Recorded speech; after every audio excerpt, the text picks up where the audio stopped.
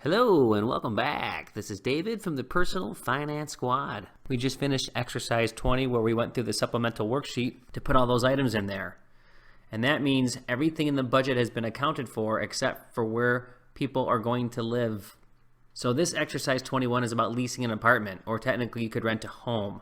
Now, there may be folks who are taking this exercise who already own a home or who already have an apartment or a house to rent. So if this is something that you are well built out with, then you can certainly skip this exercise. But there are some of those who are taking this course that have not had a place to live yet. And either way, in your budget, you obviously have to put your mortgage or rent payment in there. So you can either move forward to exercise 22 and otherwise just listen on to the rest of this exercise. Okay, so this is a pretty simple exercise, and we based this one on just leasing an apartment. I will tell you that it's probably the easiest way to get into a place rather than even renting a home. A home will have more maintenance to it. An apartment will have most of the things taken care of for you. So other than paying for things, if something breaks, that means it would be taken care of by the apartment complex that you are renting from. So the easiest way to start this is to go to a search engine such as Google, and you can look up for apartments in the area. And we've made this base example based on a 1-year lease. Sometimes you can have places where you can actually rent for 3 months or 6 months or even month to month if there's openings.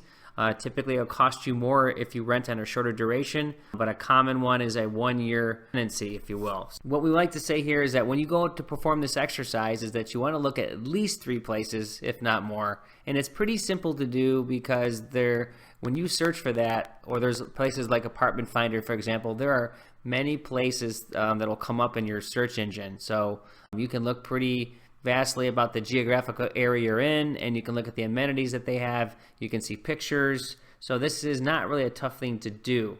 Things that you need to consider, and so what we've put here are given variables, and this is a sample exercise you would go through, but you need to really make sure that the numbers are correct when you go through it yourself. Oftentimes you see that they're going to want 1 month's rent up front, sometimes 2, or sometimes they'll say I want first and last month. So they want the first up front and the last month. So that way they know they're insured they're going to get their money if you leave early. What they're really doing here in a sense is creating a security deposit. They need that money in case that you damage the property, and that way they can use that money to fix it.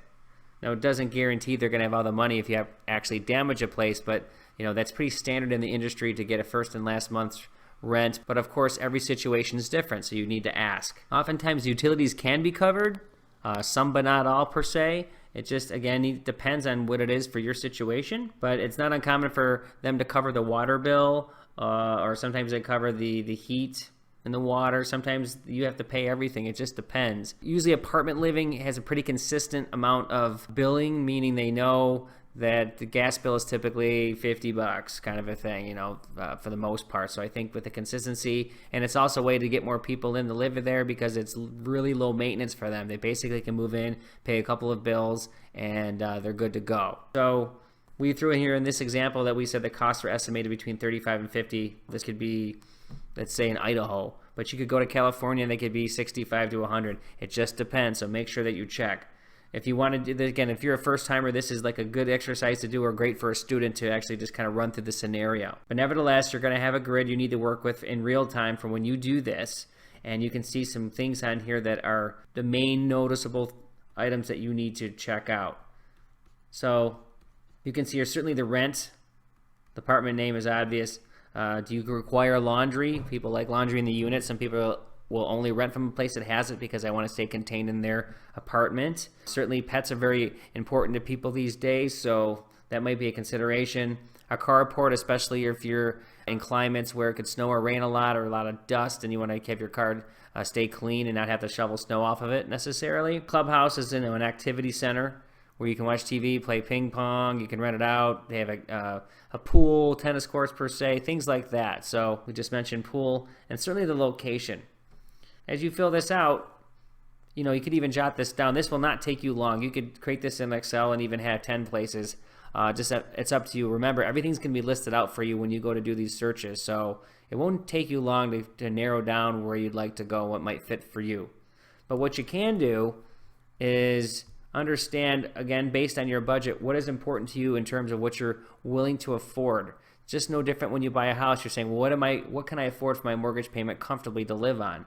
And it goes no different with leasing an apartment. So if you're in a place where we might crimp your budget a little bit, let's say we have right here, we say, you know, the price in St. Louis is going to be less than San Francisco, right? If you're in Manhattan, it would be really extreme. If you're in Dubuque, Iowa, I think it would be a big difference. So, but you might live there and your standard of living may be different. So to you, that's expensive to live there. It just depends. You have to figure out, you know, what is important to you. But we will say that if you're in an area where the rent is a little higher than you'd like, you should consider, if possible, to move outside of those city limits or that area that may lower the rent a little bit. Sometimes you can go 1 mile up the street and the rent can be a lot lower, and it might be workable for you. So we also put in here, assume $25 for renter's insurance. We can say here in this case that just like when you search for auto insurance, which you also usually can get homeowners with, is that you will need to perform the exercise to protect yourself. Now, renter's insurance, it should be very low, and in an apartment it shouldn't be very costly to you to do that. Sometimes they require it, so you just have to check it out. Do they need it? And that would also go through for a home when you rent one. You need to protect yourself in case something happens. So check into that. You can go do a search on the internet and just search for renter's insurance. And you'll have several companies pop up just like auto insurance, and you can find out what that is. So that's a simple thing to do. It's just another step in the process. And then we say some things down here is, what did you choose? What led you to the decision, right? Is there anything that we didn't list here in the grid that is important to you? And once you figure that out, of course, you need to add that into your spreadsheet. Okay, so that is going to end this exercise, and we're going to get to the next one here. And that means we're going to get into exercise 22, and we're going to look at spending money. What is left over after you've paid all your bills, because you do have to pay yourself back. Okay, so we will see you there in exercise 22, and thanks for joining.